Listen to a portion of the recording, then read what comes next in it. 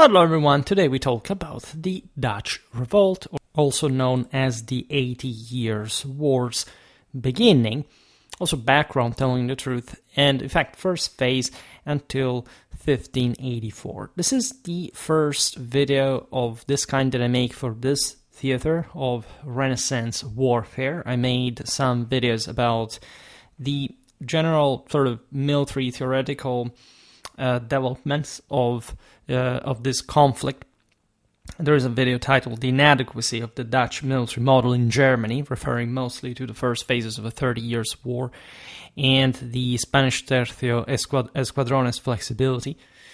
Another one, the Protestants as Hannibal and the Spanish as the Romans, the Nassaus, Aelianus, and the Dutch drill, that in part expands on that sort of theoretical notion cleverly spread by Dutch propaganda regarding an alleged sort of tactical quality of the Dutch military over the Spanish. We will resume partly the topic today, but you have these videos explaining it well.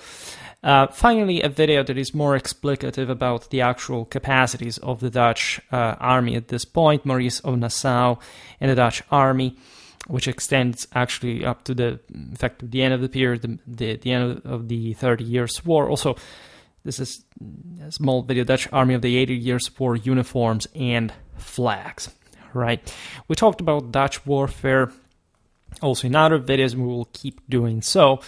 You know that from a year or so I began, or even more actually, I began to cover this more sort of the history of the wars. We mostly discussed just about concerning armies, in fact, unit types, battles, etc., to give, in fact, a political and strategical history of the war, also and especially as an overview. Today we will not look at the single campaigns that made up this war.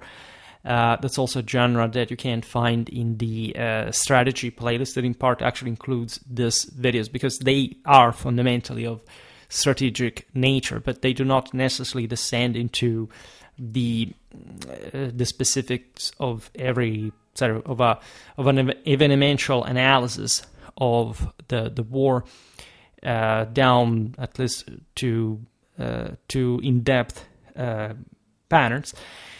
Today we also talked about the general importance of the Dutch Revolt against Spain, that really, if you look at the timeline, 1568, 1648, hence 80 Years' War, was one of the most transformative conflicts in Renaissance history for a number of reasons. A few people can boast in historical times such success like the Dutch one, right? We're talking, like the Libyans during the Bronze Age or the Swiss.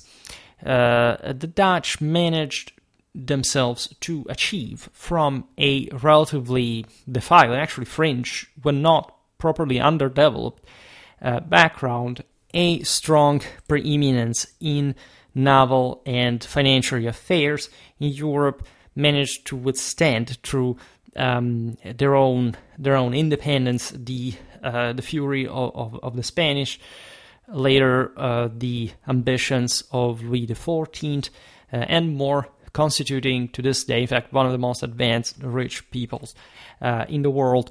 We will talk more about this. I made a video, for example, about the Dutch power doctrine between the end of the 17th and the beginning of the 18th century. In fact, the Dutch army, all European peoples, sooner or later have some kind of sort of military record of scalar significance. For the Dutch, namely, there is the greatest level of cost benefits, military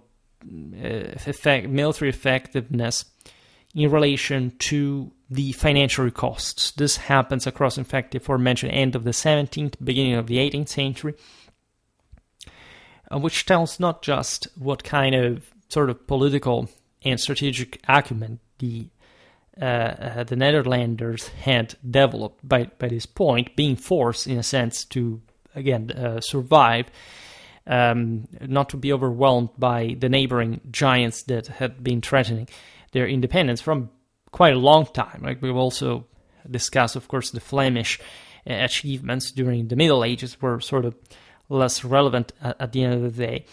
But it also shows us, in fact, how another very important lesson in military history, that you don't really need to be the most advanced military to be successful in warfare, right? That helps, of course, but it's not everything. Mostly, of course, following von Clausewitz, you have to look at politics rather than, or at least before warfare. But in this case, this enormous Dutch success is a master, primary example of actually an underdeveloped military that instead that managed to defeat the most advanced army at the time, the Spanish and other European tercios, that, however, for peculiar reasons that actually do not have much to do with the same Dutch per se, but rather with the English, later British sort of historiographical and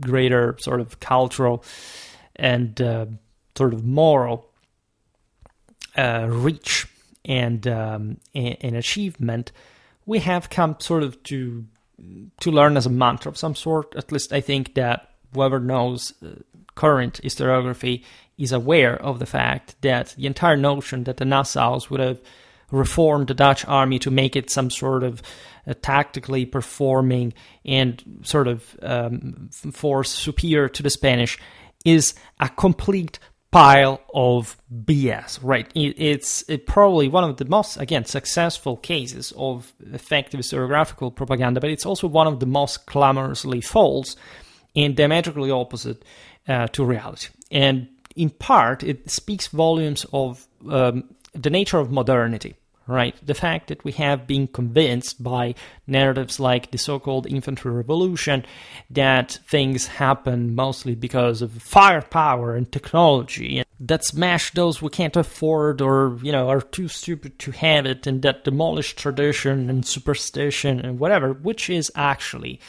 and unfortunately an anti-traditional idea that was spread in part by Saint Protestantism laying behind. Today we will have of course, the care to observe also in the way more shaded narrative of the same Dutch Revolt. That was not much of a success because it followed sort of a standard packed, absolute sort of clear vision of Protestant or modernizing reform, change, or whatever.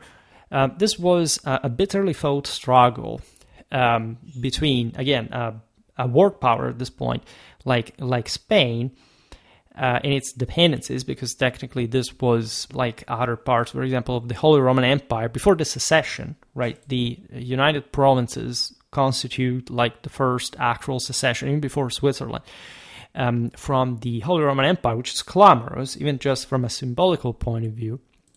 In fact, from this people who was carrying out a very intense struggle for a proper independence, the achievement of a level of liberty that the potential ingrained in the Low Countries was ever more manifest. And of course, there is an enlightened, mostly nobility, that seizes the opportunity, that in some cases was actually Catholic, and that eventually played along with Protestantism because it was useful to make leverage on that, considering the estates that backed the rebellion, also the foreign powers that backed the rebellion, for example, Elizabethan England, as far as especially today's timeline is concerned, that the same Elizabeth was actually quite tepid towards Protestantism. She was probably a crypto-Catholic in some ways herself, naturally not as much as the Stuarts.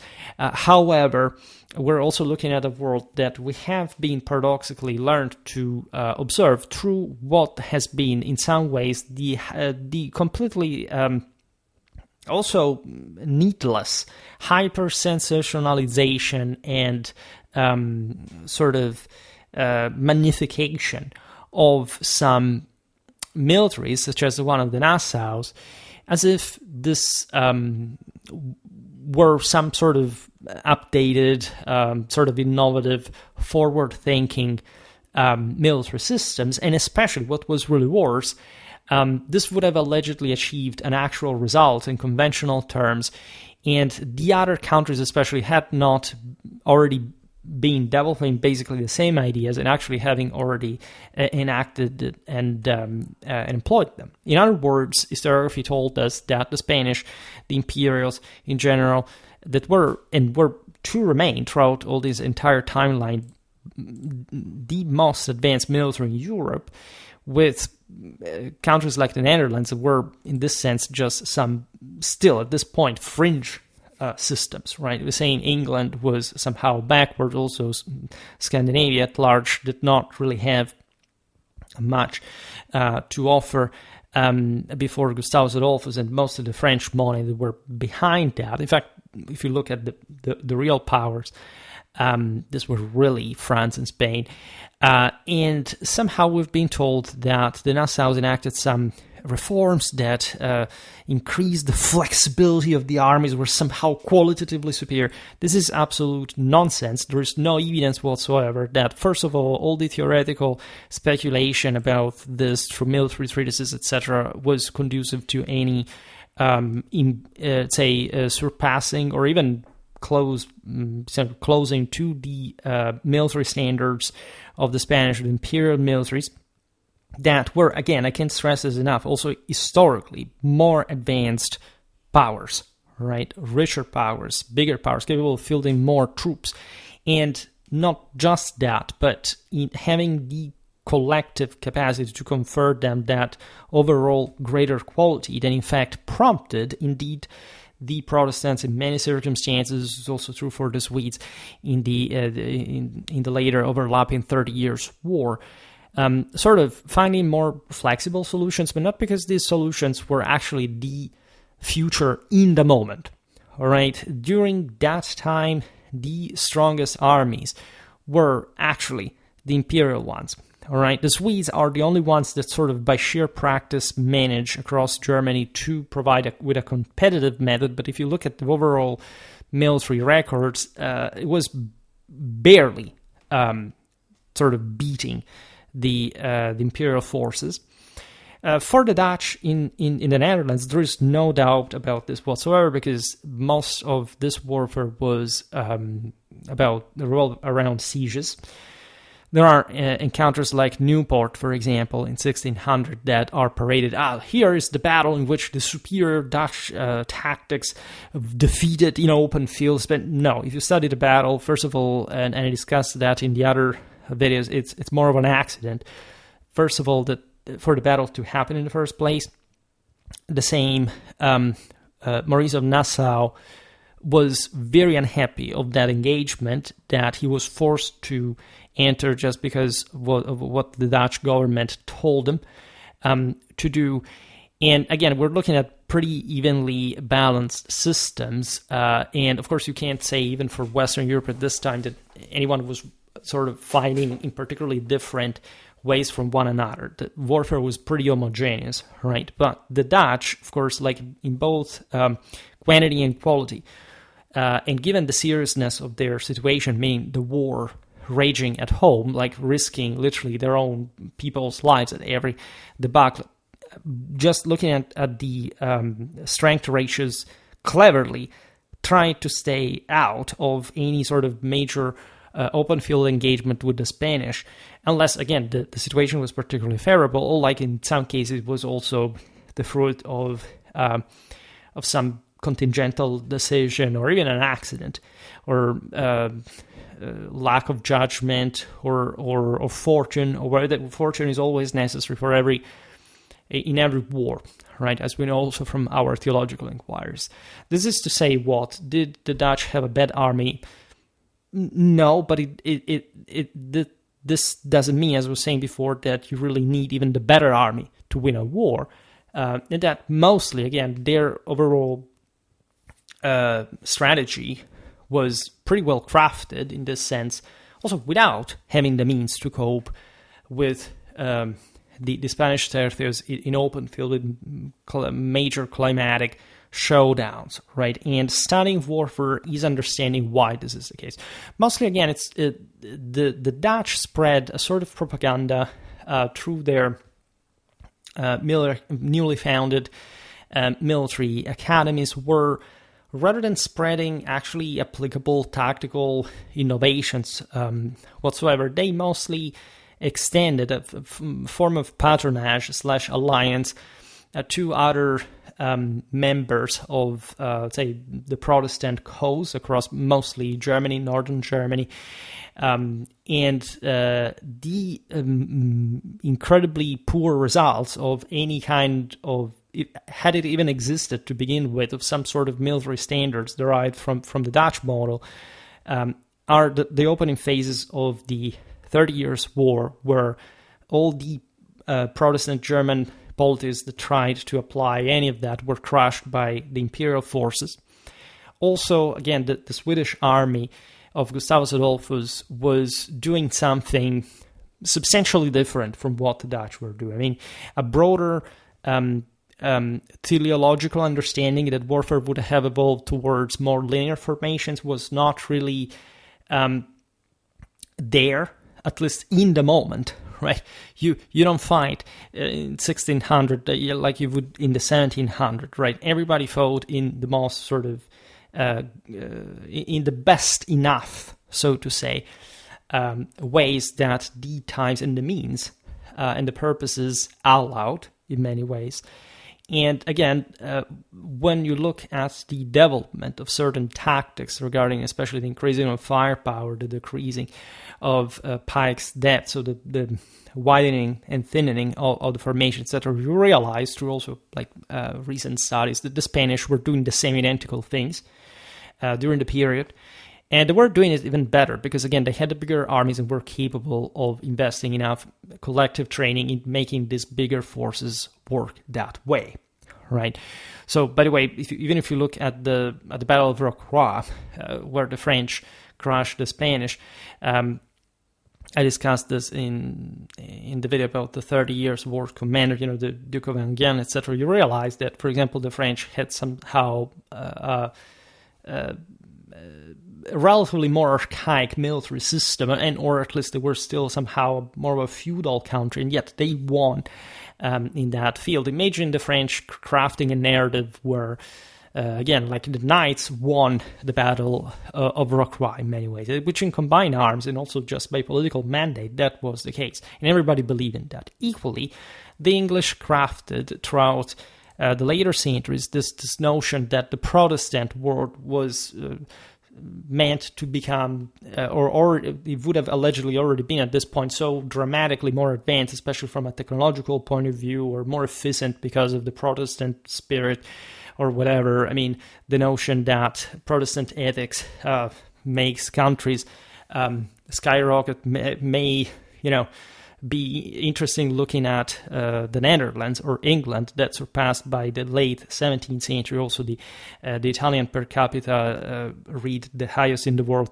per capita wealth, until you look at Calvinist countries like Hungary or Scotland that definitely did not achieve something equally relevant, nor in a political, nor from a military point of view. So we have to be serious because there is an enormous bias still existing by inertia in the Anglo-American world, where you literally believe at some point that modern warfare is really when history of war begins, that many conservatives still think something like, I don't know, there was the Dark Ages, then the Enlightenment came by, it's like science and then progress, and just certain countries pioneered that. And this is just naturally an asinine and a counterfactual, but macroscopically counterfactual understanding of European history that, frankly, I can understand. I mean, maybe spreading across colonial countries in a transatlantic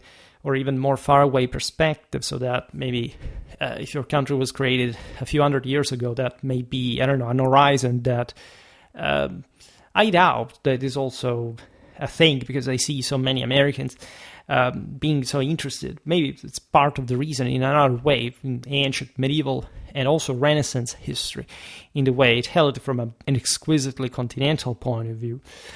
Nevertheless, people still believe this stuff, and so they presume that there is a magic formula of proportion, of deployment, of formations that you can find on the military treatises at the time, that by simply studying the battles of the same era were actually much more rudimentary, primitive, and strategically simple, yet in fact effective ways, just like the art of war at the time showed pretty much elsewhere, right? And just by sheer size and scale of operation, showing us that the Spanish, the Imperials, etc., had by far the upper hand in open field, especially in these years. I hear about this because, as you know, I study the art of war in particular, and again, there is always this deterministic, progressistic, modernistic, technologistic nonsense that wants to make you believe that we can even actually know how and why a battle could be won. Von Clausewitz is clear enough to explaining us that even after a battle has been won, you have participated in it, and maybe after years there has been studies on that, etc. You can't really tell what made that battle, nor you can't be particularly sure even about how the battle overall really unfolded. And this is a very deeply, not just military, but historical problem.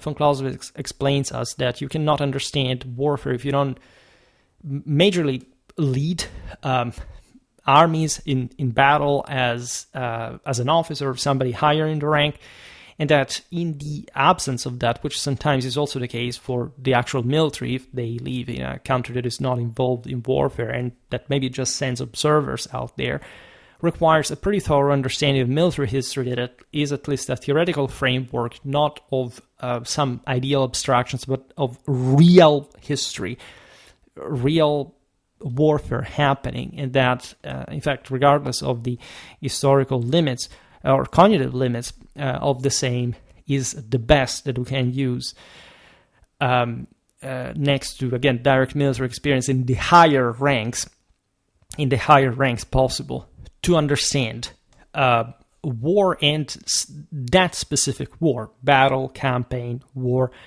etc. in question. All right, so talking about the Dutch Revolt is crucial for so many reasons that elude from the strictly military side of the story, but that were decided by that, and or at least in the very combat that this conflict triggered, with all the various forces pushing from one side or the other. All right. We recently resumed our series about the Armada, which is contextual to these very years, right? Especially just after the triumphs of Alexander Farnese in the south of the Netherlands, that were still, however, in turmoil by the time the Spanish decided to invade England. We know how, indeed, also that purpose came about, right? The English had helped the Dutch in an anti-Spanish faction because the Spanish had seized Portugal just recently after the Portuguese debacle against Morocco and the death of their king in battle. This basically brought Spain forward in an Atlantic dimension, using what was the most advanced sort of navy out there for oceanic enterprises, and therefore putting more pressure on England and their affairs, their privateers, and so on. So it's all intertwined and tangled in ways that we also barely have the time to recall now. Because I also don't know in how many videos I will make this very short introduction / overview to the Dutch Revolt. Right. In any case, before entering the evenemential part, I would spend some words about the importance of the Dutch Revolt. Also, of course, spoilering the outcome in case you're not aware, and its modalities, because I already did it before, by the way. The triumph of the northern provinces of the Low Countries through their uprising against Spain, created a new space in modern Europe that we should also be a bit critical of, to the extent that it became, first of all, a sanctuary for Calvinism. That, as you know, aside from the strictly theological issues entailed by the same thinking, including literally by Calvin's word, like that humanity is completely worthless, and which too oddly resembles in this sense some of the heresies that had routinely been occurring in the millennia, so much so that we think of Protestantism as, I don't know, this new page, but if you look back down ecclesiastical history, it's nothing really new in many ways, and actually a natural outcome of detraditionalization, we could so say. If you consider how the war started as well, there had been radical and brutal actions, arbitrarily, regardless of the broader political circumstance, carried out against the clergy, against Catholics in general. So the notion that also Protestantism was persecuted in the Catholic world, something that barely holds water, especially when you realize also how historiography tells us quite beautifully today how much more guarantistic, safe, better led the entire sort of Catholic order, and especially the Inquisition. It was by far the most efficient, again, guarantistic and sort of, this sense, just tribunal of the era. Whereas in, say, lay justice, you could simply be thrown to prison without much of a problem, and especially in Protestant countries, simply abducted in the moment and burned to the stake on the same day. By the mid-16th century, cardinals in Rome laughed at the idea of burning a woman alive as a witch, while in New England this went on up to the 18th century. So we should really understand here that regardless of the scholar increase in power, in advancement, and more of such countries, especially in the 18th, the 19th century, the early history of the system, although containing surely some elements of merit, because otherwise they would have, say, never won this war to begin with, is a much cruder, primitive, and often, in fact, more fringe and less double picture than we're used to believe. Besides, today we will talk a lot about Charles I. If you're interested in Burgundian history, I made multiple videos about that. I made lots of videos about the Habsburgs in general. We'll continue looking at them. If you want to know what was happening parallel, say, in Austria, in Bohemia, in Hungary, there is plenty of content I made about that. There is an interesting outcome from the Dutch Revolt. There is also the establishment of a republican government amidst an age that was definitely in the wake of traditional and classical resurgence especially after the late medieval crisis and the compaction of monarchic power, placing a great emphasis on leadership, right, on especially, in fact, monarchic role and its alignment with the divine order. So the Dutch Revolt, regardless of where you stand on defense, especially of religious belief, etc., definitely shows the Dutch. Yes, you can think of them as, again, that there is a crisis of tradition, and these peoples had sort of some of the greater potential for breaking apart from the system, and therefore thriving in the measure in which they escaped some of the toll that tradition required as well, which is absolutely what you can think through the Spanish governance, the regulation of a Catholic church faithful to Philip II and his somehow rigid authoritarian mentality. But that's also not the fuller picture, because again, it's not like we're looking at less religious fanatism or oppression, telling the truth. And we have to understand the merits, as always, of the establishment of leadership, right? Of who was able to conceive and enact, through, in this sense, a providential path, regardless of the channel through which this was pursued, the independence and the astonishing success of a nation like the Netherlands. That, by the way, at this point didn't even exist, as you know, as such. Like, the Low Countries existed, Flanders existed, but the breaking apart of the 7 united provinces of the north from the south, hence roughly the birth of what would be today's, in fact, Netherlands and Belgium, really happens in this moment. I will try to skip great part also of the later medieval Flemish, say, rise of Flemish national identity, which unironically happened mostly during the Burgundian Valois French that had actually conquered the Flemish and beaten them pretty hard down the later Middle Ages, as it had also been a bit with the French. As you know, Flanders historically was mostly under and within properly the Kingdom of France, the strictly feudally speaking. The Dutch Revolt success thrust the Dutch into a century-long period of global trade dominance, which was unprecedented by that scale, fundamentally altering patterns of production and exchange that still resonate today. These countries and their oceanic enterprises were essentially the next step in trade, accounting, banking, financial development since the times of the Italian maritime republics. Besides, in the same 17th century, we've seen it in the video about the Venetian navy. The English, the Dutch, entered the Mediterranean, provide ships like for a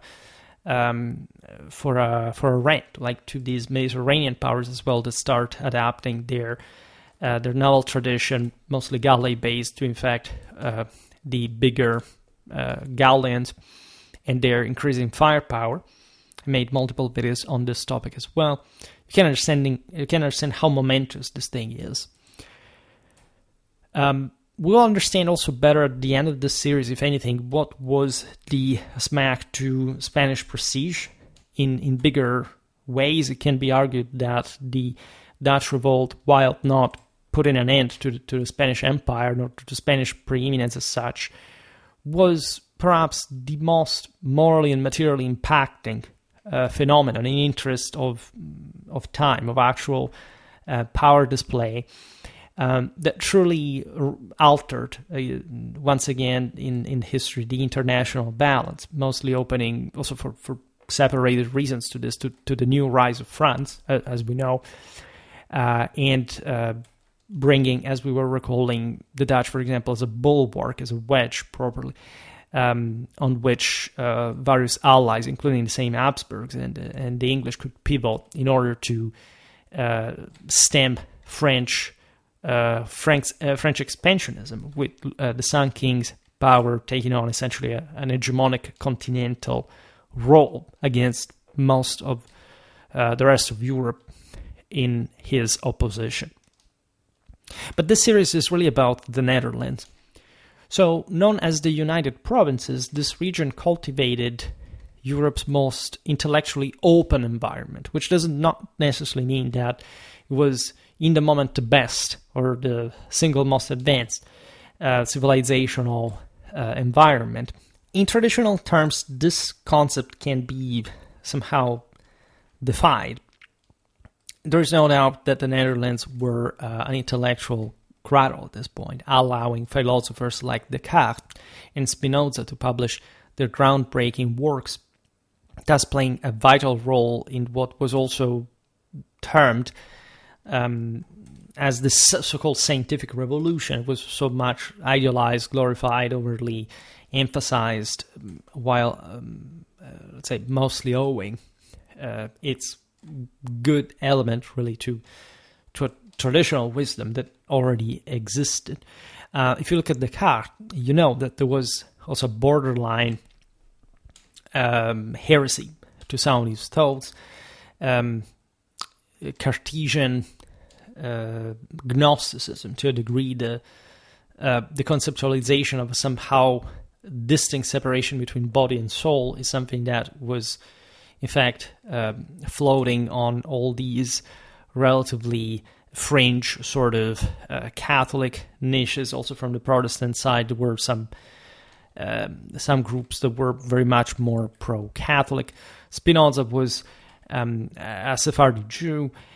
He expressed, as broader pantheism, some ideas of tolerance that eventually were recovered by other authors. But you may legitimately wonder whether these thoughts were just like an improvement, an advancement, or, as of course it's been prophesied historically, a continuous degradation of tradition by focusing on maybe more technical, more scientific, more sort of even accessible ideas of the world that were not mediated by other authorities, that were sort of taking themselves more liberties, but in this sense being ever less checked, being ever more erroneous. And every philosopher must definitely be studied in his relative context to be fully understood, because it's never really a random occurrence. To safeguard their small and exposed state, the Dutch sought alliances, notably with England and German Protestant states, as we already recalled, formalizing mutual defense pacts like the Treaty of Nonsuch in 1585 with Elizabeth I. This is just after the first phase of the war we'll see today. This provided English troops and subsidies to counter Spanish forces, so opening also to further disturbances, and advancing in the history of Europe, at least in a historiographical perspective, the concept of the balance of power, right? The notion that, again, all these different states, especially at the time, were not really trying to strive for a greater Christian or imperial unity, but actually exploiting the weaknesses of traditional universal powers to break off from the same for their own selfish purposes, right? We've seen it in recent videos talking about the Turkish wars. These countries especially didn't really care much about what was happening in Central Europe, in the Mediterranean, and in some ways they even helped the Muslims getting more force against the Habsburgic leadership, right, of Europe. So also this historiographical comes to us, of course, the fact of every state being somehow independent reality is justified on some broader sense of historical becoming, which does make sense. It is reasonable in conventional terms, but in historical perspective is not exactly how things are supposed to go. After all, when a power is successful, it recompacts. Look at the European Union today, the ever greater necessity also of not just of a political, but of a strategic European integration. Cohesion, unity is the most straightforward traditional concept that can ever be achieved. So if you are different for some reason, it's something that you should justify on some basis. And the age of not much of nations, but of what would become unavoidably nationalism is definitely an anti-traditional misunderstanding of the same universal concept of nation that is crucial to that, in fact, international picture, but that rests on an admission of guilt for being somehow better or worse in certain ways, but while still being part of a greater universal corporative hierarchy, which is, of course, what the average person today is not even able to understand morally or scientifically as a concept. Regarding the Dutch Revolt's introduction of significant military advancements, we can look in different directions compared to the aforementioned, again, idea of this dramatic acceleration of pike and shot warfare that, if occurring, was really occurring across the entire Western Europe, and the Dutch Revolt does not seem to have particularly affected. The Dutch army was not necessarily better compensated, more disciplined than any other contemporary force at the time. On the contrary, again, it did not display any major systemic capacity or even strategic intention to take on the Spanish in open field, because it would have been madness, and the Dutch effort was intelligently channeled for the purpose of the war, exactly, towards a different direction. So if we want to appreciate the Dutch success, we must do it from the actual means, the actual paths that they took, which definitely do not show any particular tactical quality advancement or competitivity with the Spanish in conventional warfare, so to say. Right, Maurice of Nassau was definitely a great commander. He won, I think, over 60 sieges. Right, and that's frankly much more interesting in many ways, because again, siege warfare is very tough. Right, and in order to be sustained, these were offensive sieges in most cases. So they reflected the Dutch people's will to overwhelm the Spanish garrisons that were, entrenched in the Netherlands by literally also bleeding the Spanish white in terms of manpower and resources. True, in fact, an incredibly costly and attritional warfare that affected the Dutch themselves, that again were not this gigantic or particularly affluent people, and that therefore actually showed an incredible resilience, will to power, and overall intelligence and capacity. Right? They really earned this, regardless of the fact that, again, the myth that Goliath is stronger than David, in a broader strategical and international context, is often false and actually favors David, as there are other Davids or other Goliaths at times fighting against the same Goliath, right? So we should contextualize the Dutch theater also in regarding sort of even bigger scenarios out there. We'll do it better also talking more about the Armada and or other battlefields in other parts of Europe and beyond. Maurice of Nassau is the key guy. Again, I made a video about his army and how the actual innovations that he introduced. Again, there is no doubt that pike and shot warfare was gradually evolving towards a greater flexibility, linear direction, but this is just because we know how the story ended for everybody involved.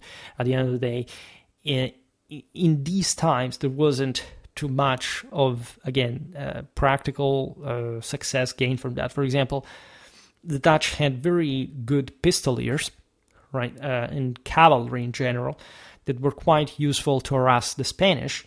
But since that sounds too much sort of aristocratic and chivalrous, no, we can't accept this in the military revolution, a revolution that did not exist. In fact, it's a complete myth made up for emotionally vulnerable people who are sensitive to fireworks, etc.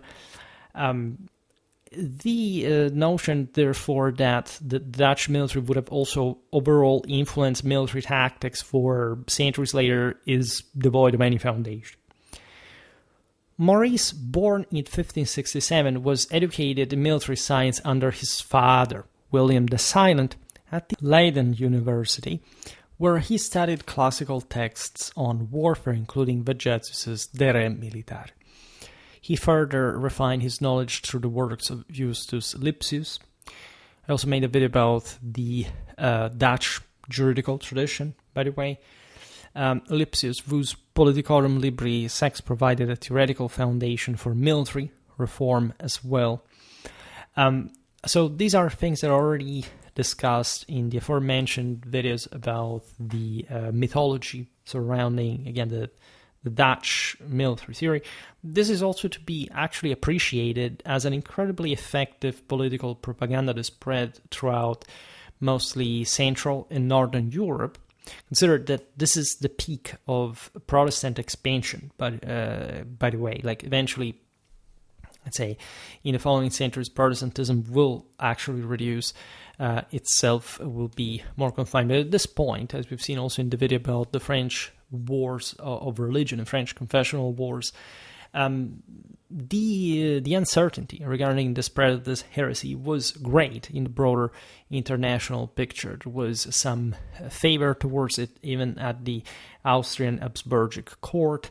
There were some, the same French kings initially were somehow open to the idea of converting to Calvinism for exquisitely utilitarian reasons. This is the same why, for example, Henry VIII caused the Anglican schism. As we will see, I don't know whether today or not, because this is really a lot of stuff to talk. I don't know if we're going to even discuss Philip II at this point, but even this sovereign was initially milder towards Protestantism, and so there are many reasons. I consider that his father had already been fighting against the Protestants, pretty bloody wars across Germany.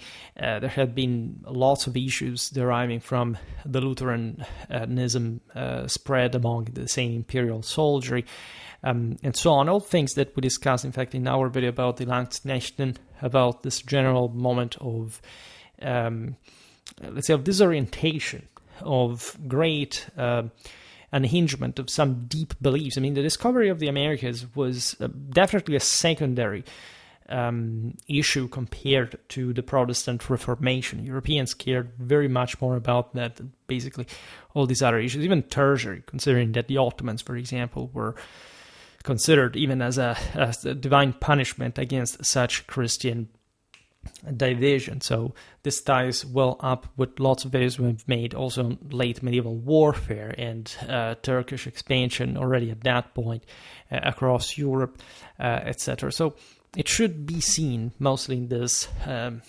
continuum rather than some breaking point of some sort. In what did the so-called Dutch drill consist in the age of Maurice of Nassau?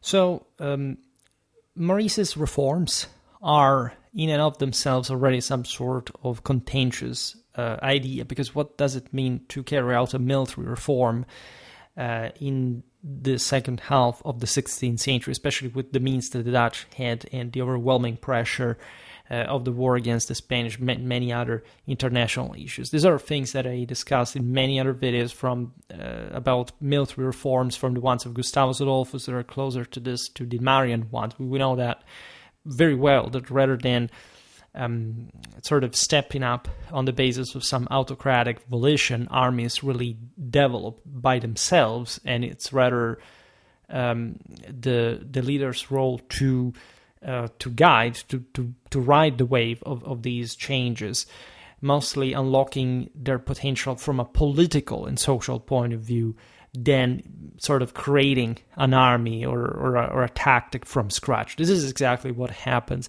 in the Netherlands at this point. Again, there isn't apparently anything different between the Dutch and, say, I don't know, the Germans, the Italians, or whomever.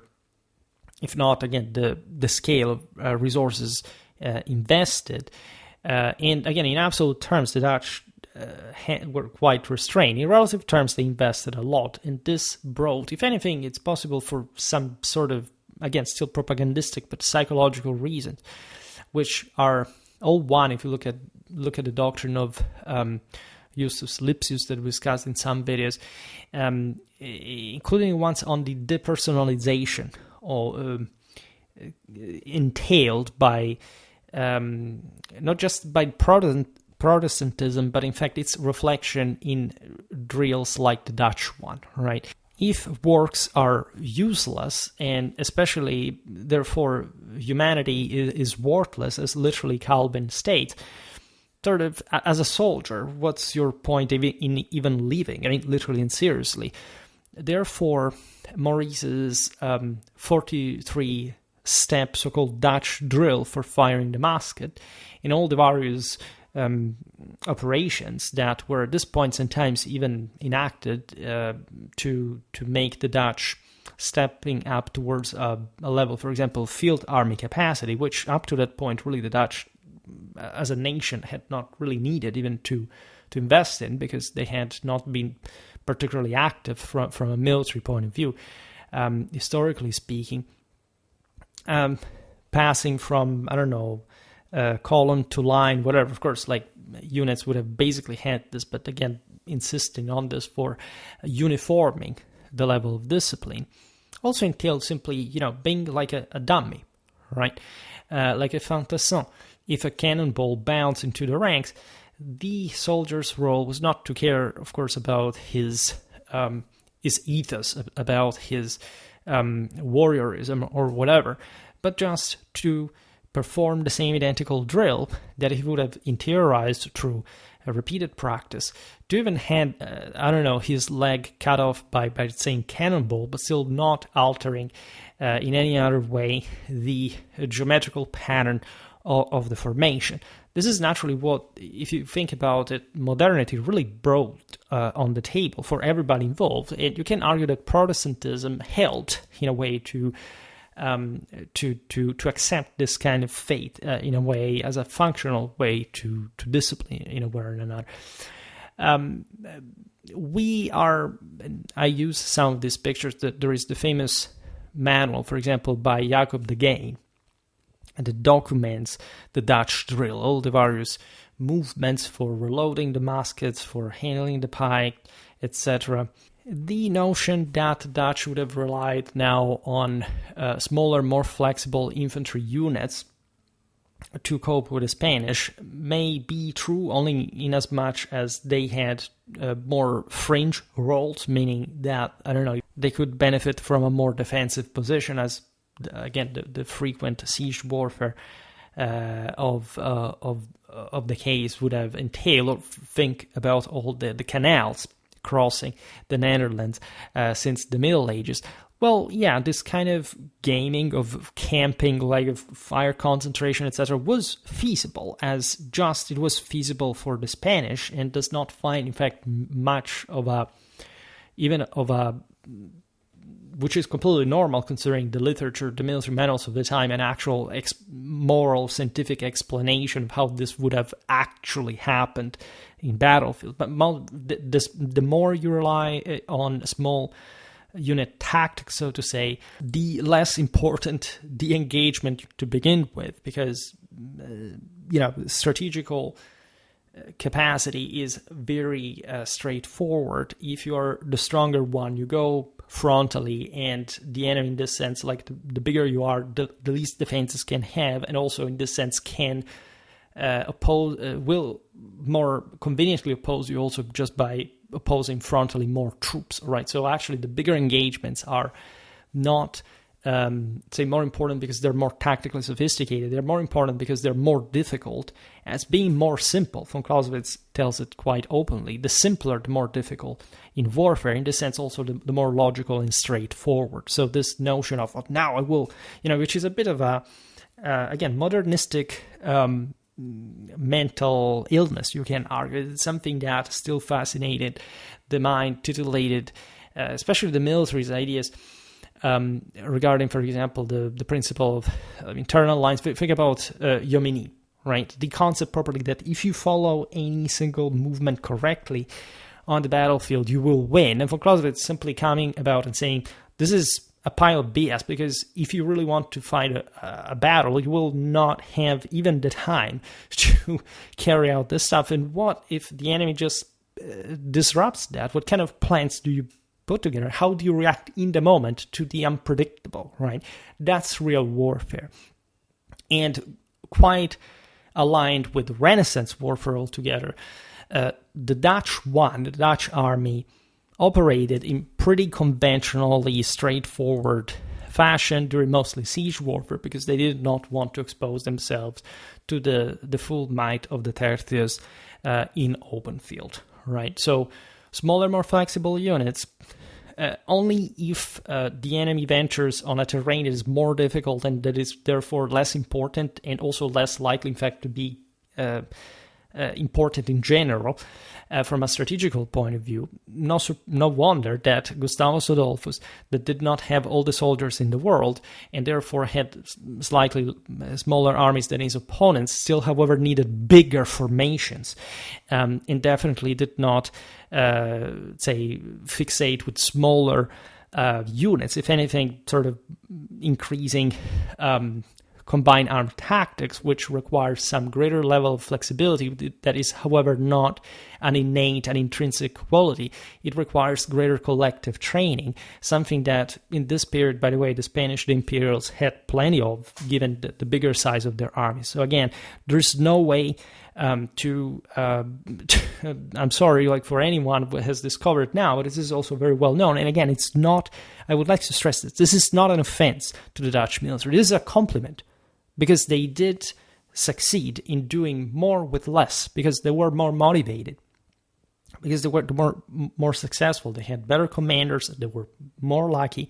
In any case, they made it primarily in a political sense, and with a military behavior that was absolutely consistent with the warfare of the time, but that had literally nothing to do with any trace whatsoever of any form of slight dream of revolution, of whatever BS you've been fed with by 20th century mentally feeble and militarily incompetent historians. All right, there was none of this, and if anything, it was accomplished was in a diametrically opposite direction to this, right? And if things change towards linear tactics, as you know, they did not change in a broader sense through smaller units, nor through a lesser combination of broader, let's say, combined arms tactics on a bigger scale, right? In any case, you can argue that the Dutch army, in order to prevail against, in fact, these superiorly drilled enemies, required a greater standardization, better equipment, a more rigorous training, right? All things that the Dutch had not had. Again, the Netherlands had not been a great regional power like France, like Spain.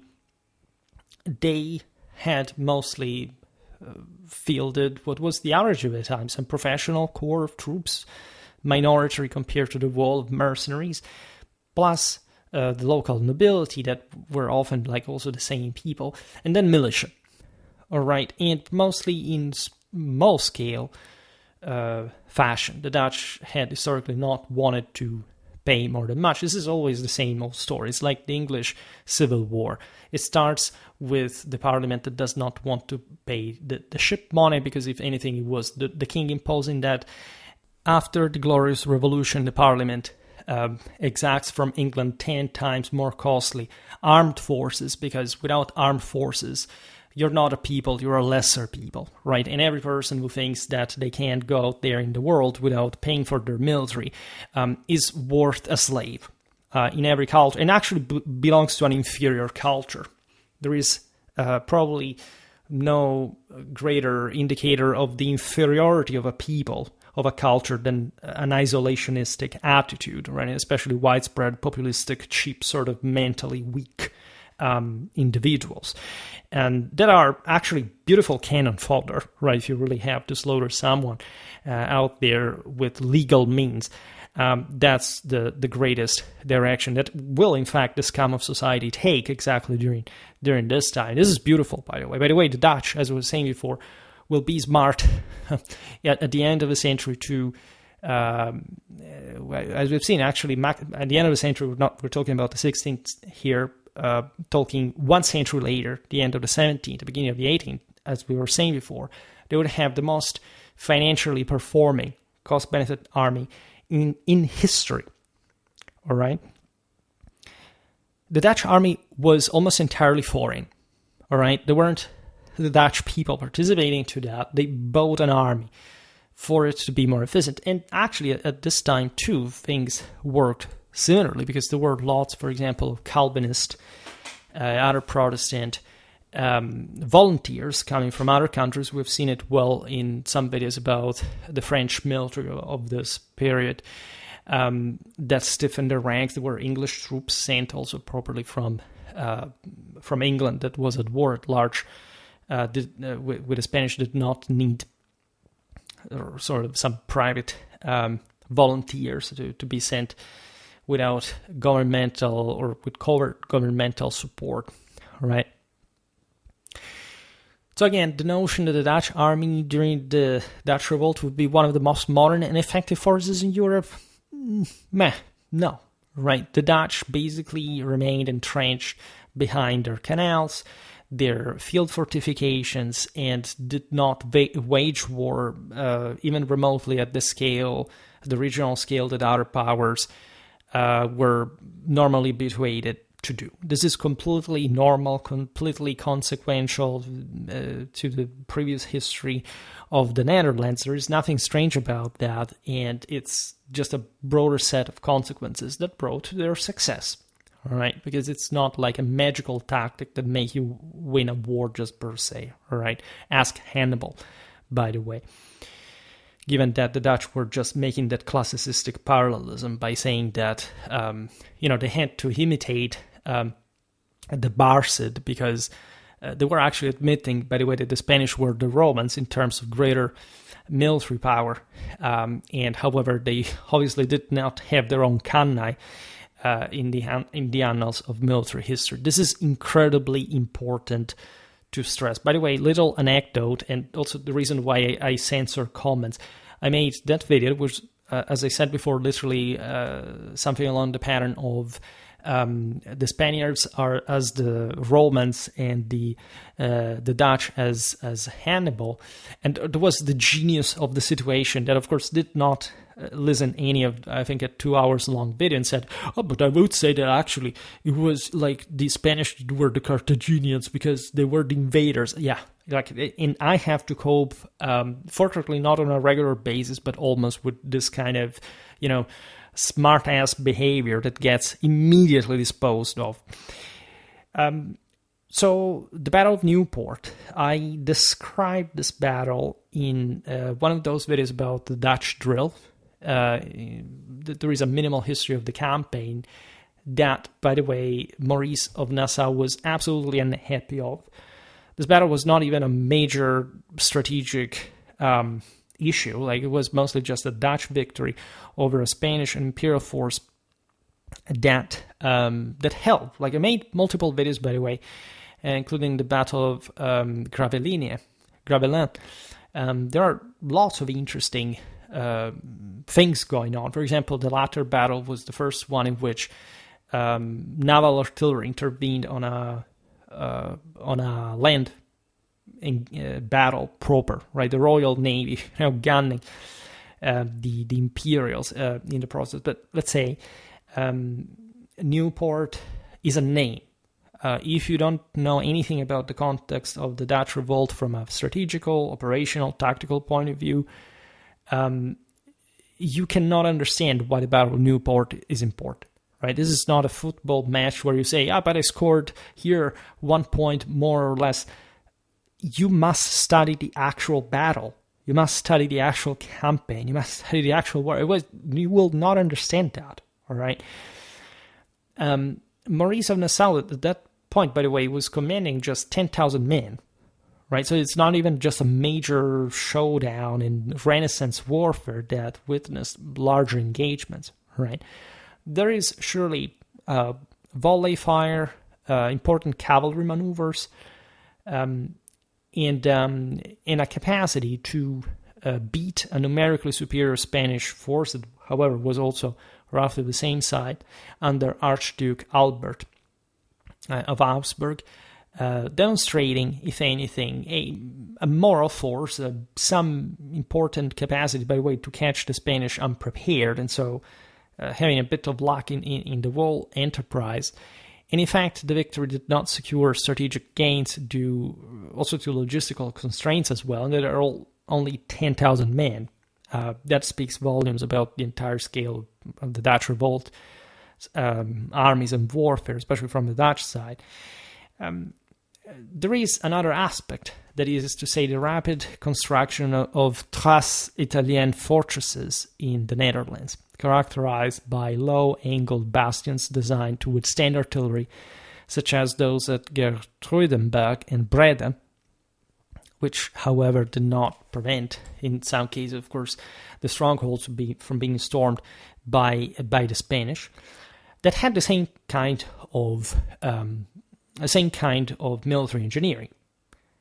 It's not like the Dutch had invented the trace italienne. As you know, this is a French term, mostly referred from the later sort of French developments under Vauban of the same trace italienne and the surpassment through the Vauban system that I made a video on. In fact, of a Renaissance Italian military engineering model that spread, as you know, across all of Europe through the dominance of Italian science, technique, art, etc. during the modern age, and that therefore was mastered by pretty much everyone. The trace italienne at this point becomes the standard of military fortifications in the West, so it's not a particular merit for the Dutch to have used it on their own. It was already there before the revolt broke out in their own country. They kept, surprise, building, trace Italian fortresses, just like everybody else was doing, also because there was no other option, and they weren't even sort of pioneering that kind of military engineering or fortification by scale or quality or whatever. Of course, the intensity of the Dutch Revolt brought to, as we've seen, a lot of siege warfare being mastered by great commanders like Maurice of Nassau that had an impressive military record to his credit. But again, is this a technical edge the Dutch had? Hell no, right? Everybody had the same trace italienne. And the Dutch didn't even make an overwhelming use of it as opposed to their counterparts, considering how fortifications were built everywhere in the same way. So again, if you, for example, ask AI something like this, it will tell you the same identical BS. AI is, at least, I don't know how the free one is normally trash. Of course, I don't know whether the most advanced does anything better. But if you ask the AI, like why or how, the Dutch won the war, say, it's important because of the trust. It doesn't even explain. It's how, unfortunately, most people think, which makes me believe, actually, that this commercial AI is designed on the same level of ignorance of people, because anything better than that, why should they give you free knowledge or free intelligence? It doesn't make any sense, even from a marketing point of view. But anyhow, it's true, besides that, the reason why, you can look at the Dutch Revolt. Again, the Netherlands are not immense extension, but the war went on even if interrupted at some point, for several decades, on the same territory due to some kind of strategic deadlock that defined warfare up until the age of Marlborough, right? We've seen it also in the video about Vauban, up to Frederick the Great, to an extent, persisting to some extent even until Napoleon's times. So we will talk more about siege warfare. I made lots of videos telling you the truth about what was actually perceived as the staticization of siege warfare during the early modern age, which is also another massive shooting in the foot from the side of the promoters of the so-called military revolution that I know perfectly well that is being debunked by the same people who came about with it, but not to the extent of realizing that, for example, everybody will say, here's modernity, the Renaissance, it's not like medieval warfare anymore, what's that, blah. And then what you see is literally, the size of medieval fortresses increasing inside and locking warfare into mostly positional warfare, with major commanders like the aforementioned Marlborough, still at the beginning of the 18th century, literally fighting tens of sieges and a bunch of open field engagements, after which, by the way, the defeated could simply fall back on some fortification and stopping the campaign once again. So isn't that some kind of encapsulation of positional warfare, just like in the terrible Middle Ages in which no maneuver was possible whatsoever, which is also false because medieval armies were massive at some point and capable of incredibly advanced maneuvers that to some extent, even just by size, this very early modern warfare was incapable of replicating. If you look at 13th, 14th century warfare here, Maurice of Nassau fighting with 10,000 men. It was just one battle in, the bigger 30,000 men, regularly 30,000 men. Armies, by the way, with cavalry and with infantry combined, whatever. Let's not even digress on this. There are quite important episodes, such as the sieges. There are beautiful paintings depicting the siege, the Spinola receiving the Dutch surrender at the siege of Breda. There is the siege of Ostend, which lasted 3 years, 1601, 1604, resulting in heavy casualties on both sides, illustrating the effectiveness of these fortifications in prolonging war and draining resources, however, as the Spanish were willing to continue with this offensive. So what traditionally also the other side, it's been calculated that the Spanish incurred overall in this war in 60,000 casualties and massive financial costs, weakening their ability to sustain campaigns elsewhere. However, it took so long, exactly in the same way, opposite fashion, for the Dutch to get rid of the Spanish in the same way. So, not like the Spanish did not have their own fortifications where to hold the Dutch out. So it's an incredibly complicated picture for everybody involved, and that's why actually this war is so important and educational to study. I'm relatively tempted to end it here without entering even the first phase of the war as a general introduction to the importance of the Dutch Revolt. As such, was, by the way, looking at the fact that aside from the aforementioned modern warfare, not only warfare content regarding Dutch history, I made a couple of videos about the County of Holland and medieval Brabant that stretch, in fact, up to almost this period, at least the videos end with the 16th century, that can help, gathering more. Besides, again, there is a pretty hefty content about Flanders, which counts, in fact, altogether, including the aforementioned regions, 13 videos, right? So we are fairly well placed regarding this area of Europe to properly gather back all the strings of its history. And if you're interested, as I was saying before, in especially the states of Burgundy, I have 8 videos dedicated to them specifically. So you have all the linking elements.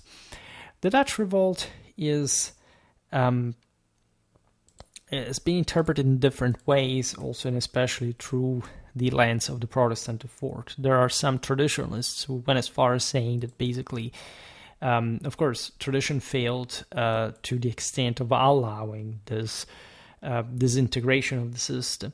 And that, however, if you look at the sort of more straightforward reason why the revolt happened, there was a general opposition to, in fact, this traditional shortcomings. Otherwise, the discontent would have sort of, in theory, never occurred. It's not like during the Middle Ages, these areas were particularly, for example, heretical in some ways. Of course, Western Europe becomes ever more intertwined in ways that, as we said before, again, a renewed Spanish naval power that is starting to affect, again, the potential, especially of the rising, the northern Flemish cities, as you know, Amsterdam, Utrecht, were all gaining, Rotterdam, a preeminence over the traditional centers of the Low Countries, such as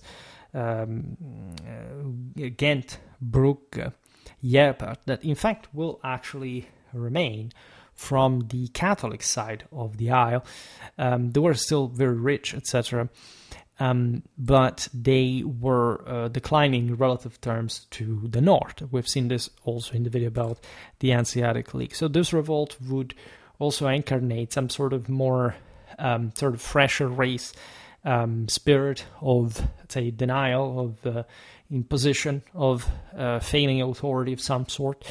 It's interesting, of course, to look at the history of the Netherlands also in previous historical times. I made videos about the Frisians, etc. And again, the most educational path here is following the comparative, the diachronic approach in particular, in as much as, again, during the Middle Ages, especially the northern Low Countries had not been particularly relevant in the bigger picture, right? Flanders, yes, Flanders had not had, in fact, much of a, let's say, a unitary force on its own. The county of Flanders had been once a great feudal state. We were talking about a principality, like in the High Middle Ages.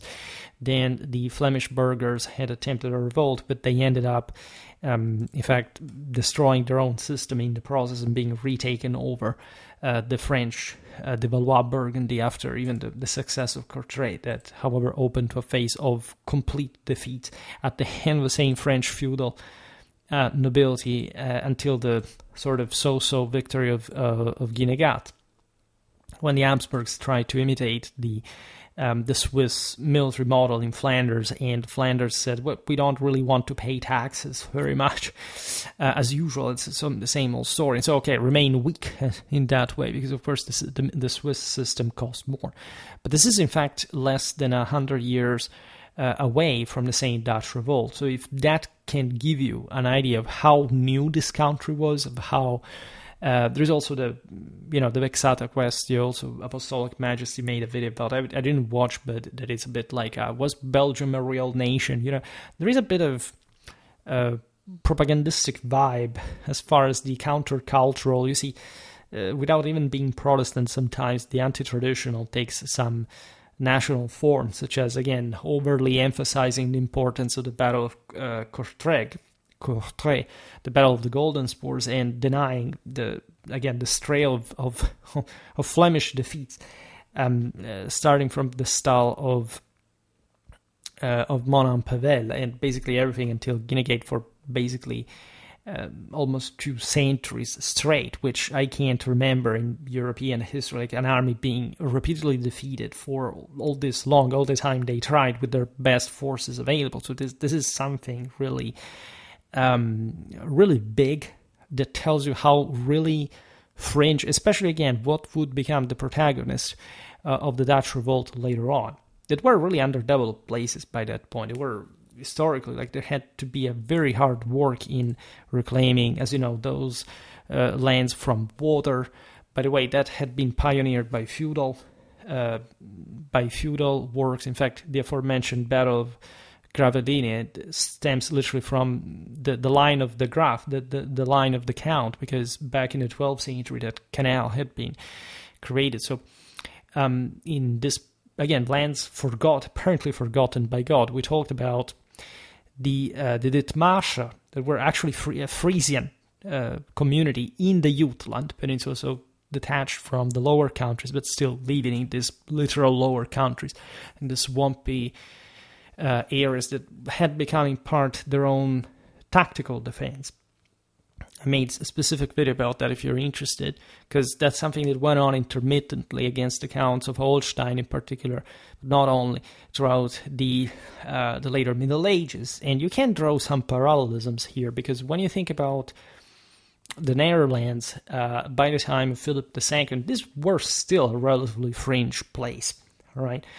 At least they had started growing in interesting ways that brought the Spanish to wanting to control that better, aside from their dynastic feudal right over these lands of the Holy Roman Empire. I would like to stress. Again, the Republic of the United Provinces is born as a secessionist state from the Holy Roman Empire, the Kingdom of Germany, even though these lands had historically been quite autonomous and decentralized on their own. But why? Because they were French, right? So, for example, in that video about the Dittmarscher, we observed how, again, those infantry victories, like in other parts of the Middle Ages, were not this huge deal. It's not like the Dittmarscher could win just because they were against cavalry for some strange technical reason. And so just because infantry won, oh my god, these were so advanced. No. All right. Same with the Dutch here. There was nothing really impressive in the essential military technicality of the Dutch forces that were relatively modest. Surely they were well led, but in theaters it was mostly sieges. And again, a pretty complicated terrain, especially as far as all those canals. As you know, the polders were flooded at some point, also to prevent the Spanish. At some point, Parma had to cope with that, because besides, it's a pity again that today we don't go too much in depth with the rest, because I want to fragment all this stuff in a way that I can better spend, because it's important also to fix these conceptual issues.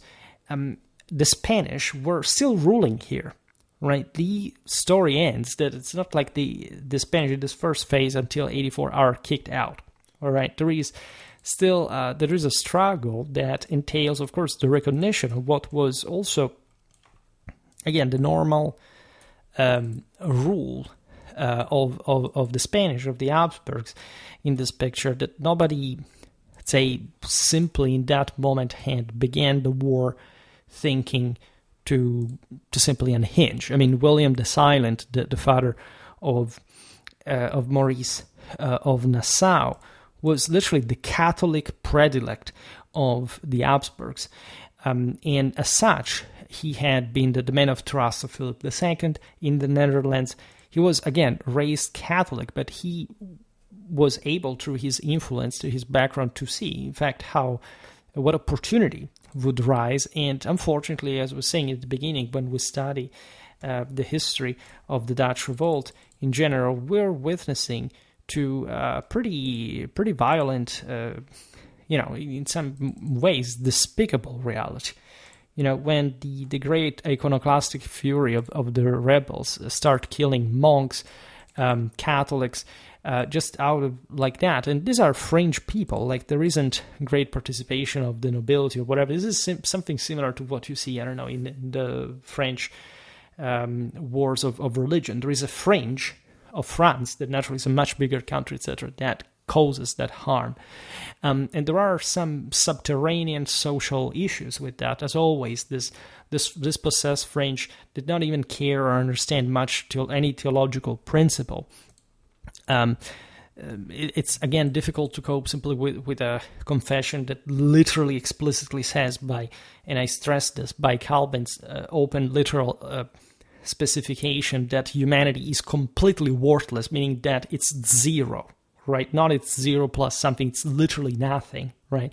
That you can't go with that in any more, especially from an elite point of view, just out of more than utilitarian reasons, right? So, how do you really condone the destruction of the great works of art of Flanders during these episodes? Some of you will surely like the sort of drier, Spartan, Puritan, sort of Protestant style of churches.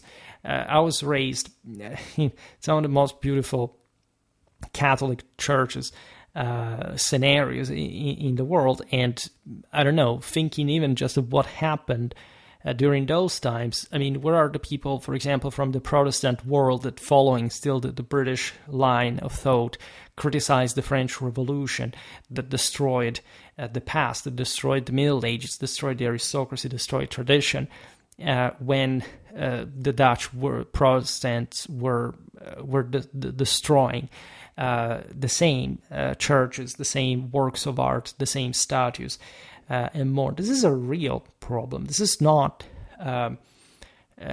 normal, right? Double standards do not help anyone in anything. You can, of course, look at history in hindsight and say, well, okay, as I said myself before at the beginning of the video, for the Netherlands, this was a very clamorous achievement, and it's surely to their overall benefit.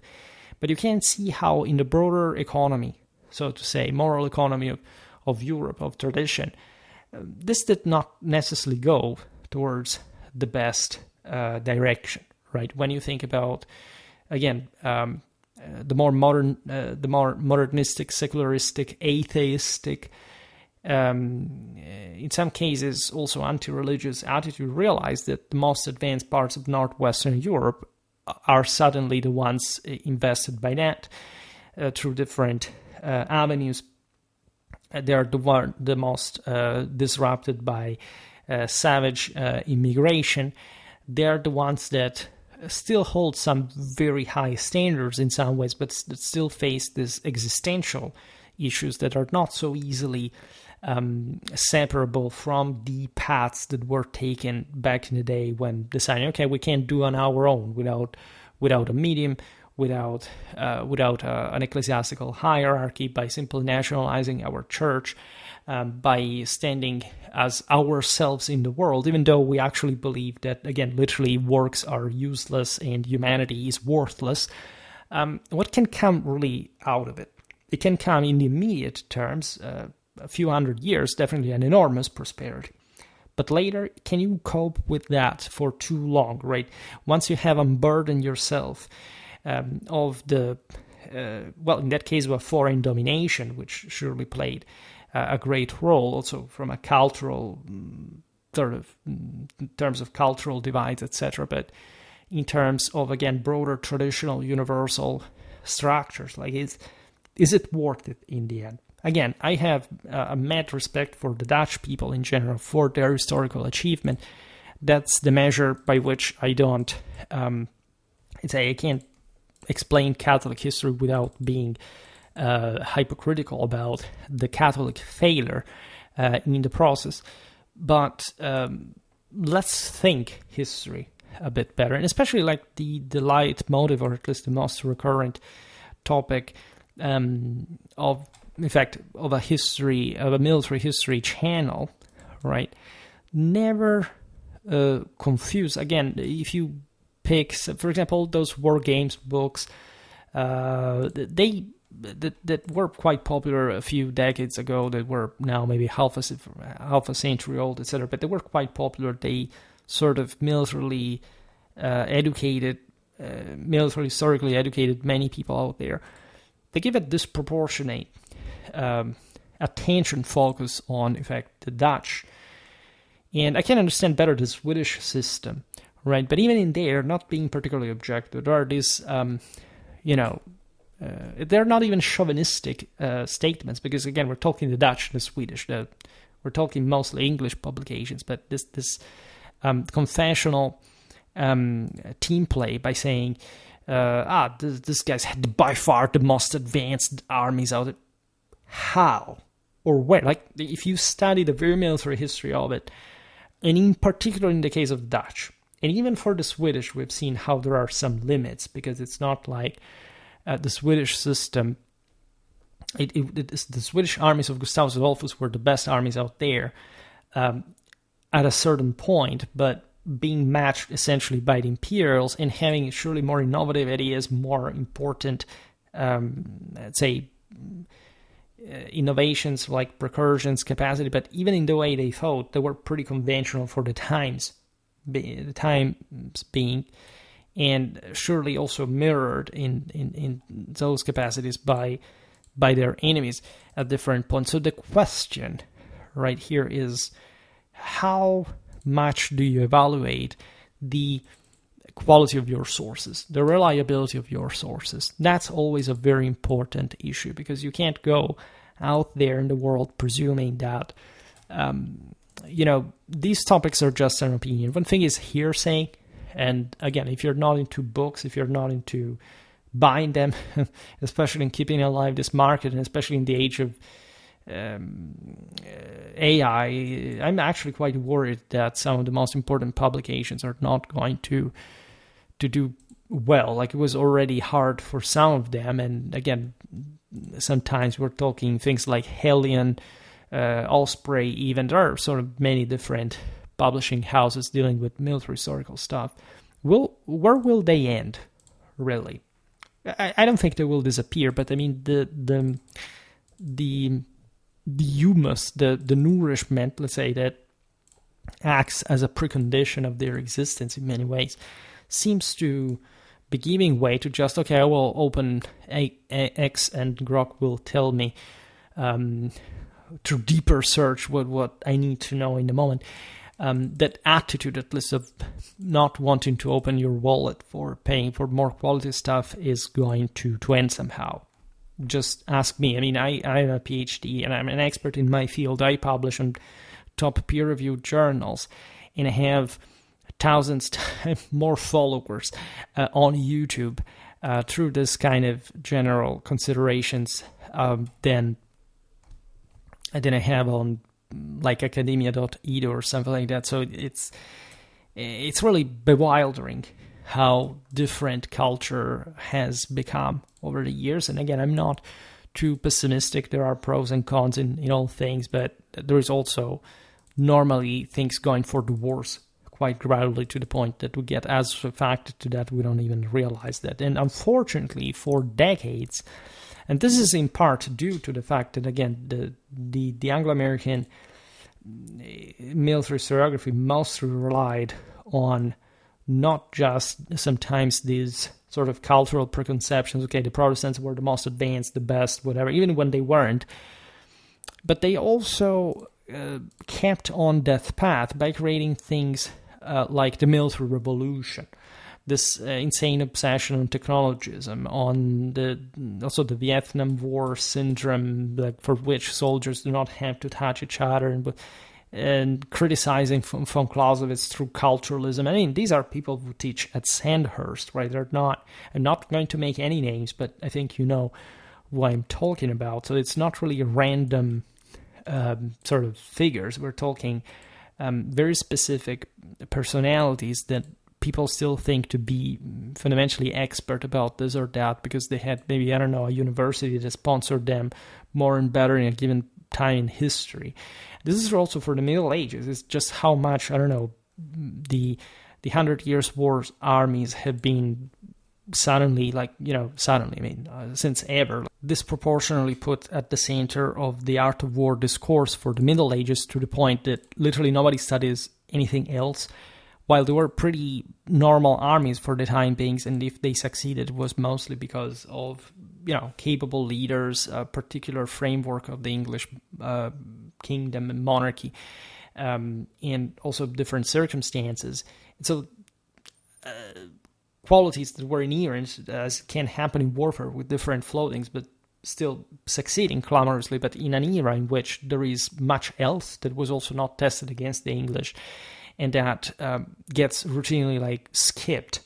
And with all this sort of modernistic and technologistic bias, whereby, I don't know, this was because this is what normally people think about. And the Protestant ethos, we've seen it. For example, the Hussites are disproportionately represented in military effectiveness or in the art of war innovation in the later Middle Ages. Why? Because they were the forefathers, let's say, the moral forefathers of the Protestant Reformation. And people think, again, that is the meme, that is the icon of the year, which we've made lots of videos about the Hussites debunking this. And again, not because they sucked in relative terms. They were pretty darn good, right? Just like the English armies of the 100 Years' War are, in terms of repeated victories against the worst odds, just by sheer mathematics, the strongest armies in history, not in the sense that they are in absolute terms the strongest armies in history, otherwise I would have not said in terms of, in relative terms, in the odds and to the French in that case. That means the difference between absolute and relative, that people do not even know what it means in everyday life. But again, fixating on this myth, including, because that's what it gets down to, let's be honest, like the English armies of the 100 Years' War, the Hussites, and then the army, the Dutch drill, like of Maurice of Nassau and Gustavus Adolphus, Swedish army innovations that actually were not there up until fully formed, or the ones attributed to Gustavus Adolphus even appearing as regular until the armies of Charles XII and his Carolina. So the complete misconception, you find the same mentality. How much I had to fight before starting Schwerpunkt on Facebook history groups, explaining people that Marius did not change anything regarding the Roman equipment.